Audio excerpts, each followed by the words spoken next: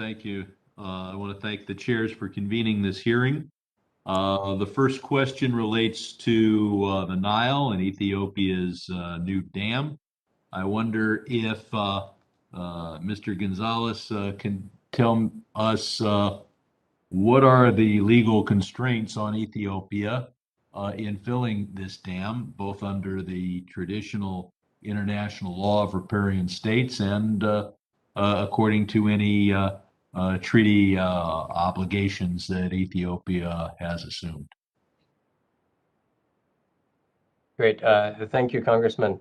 Again, not a lawyer and haven't reviewed the particulars of Ethiopia's treaty obligations, but fundamentally, Does the U.S. have a position on what are the legal rights? I mean, this is one of the biggest disputes in East Africa, the biggest international disputes.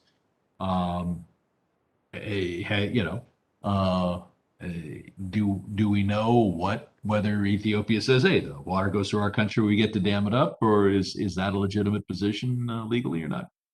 we know that Ethiopia says that, and we know that the downstream effects are there. Ultimately, the answer needs to be in a solution that is viable to the existence and the needs of all three of the member states. And that's why we have tried over and over to lend our good offices both directly, as we've seen in recent years, as well as Well, through other reclaiming my time, I'll have to go to other legal experts, but you would think that in addition to just believing that it'd be great if everybody works things out, we would know what the legal rights of the parties are.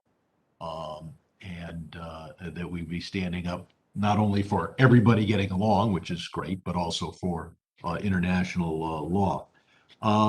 Turning again to Ethiopia, without objection, I'd like to put into the record the September 2021 situation report published by Amna Tigray. Without objection? Yes, without objection. Sorry, I was Thank muted. you. When you look at the casualties in conflicts, the enormous casualties come from deprivation of food and medicine and disease hitting civilian populations. And that is certainly the case with regard to the dispute in Tigray. We have 2.2 million people who have been internally displaced. We've got millions who face starvation. We have 70,000 Tigrayans who have fled to Sudan. However, the Ethiopian government continues to block humanitarian aid, including food aid from entering the region. Is it our position that that is a gross deprivation of human rights and/or a war crime? We certainly perceive it a gross deprivation of human rights. In terms of particular war crimes determinations, we're looking at the totality of the information on the situation on the ground with regard to any type of designation along those lines. What are we doing to get food to the people who need it?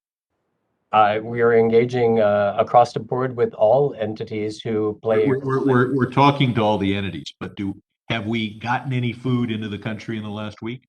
Are trucks moving? Are planes landing? Not to my knowledge.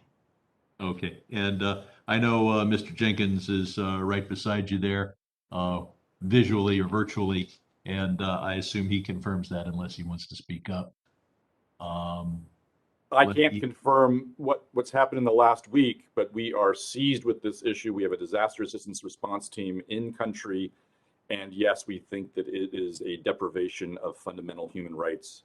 And we're seized with the issue, but as far as you know, we haven't been able to get in any significant amount of food in the last week. Not to my knowledge. Okay. And then finally, Mr. Gonzalez, we lost a war in Afghanistan. To what extent will this inspire extreme Islamic nationalist forces from engaging in terrorism, both against the United States, but also among the African states that we respect and work with? I would expect that it would certainly inspire them, and all the more reason for us to continue to double down on our engagement with our African partners to respond. Have we seen any particular increase in recruitment just in the last few weeks, or is this, we've got to be aware of maybe a longer term response? And if I you could would answer expect that it. quickly. I'm I would sorry, expect it's a Sam. longer term response, but we have not yet observed that on the ground. My time has expired. Thank you, and I'm sorry.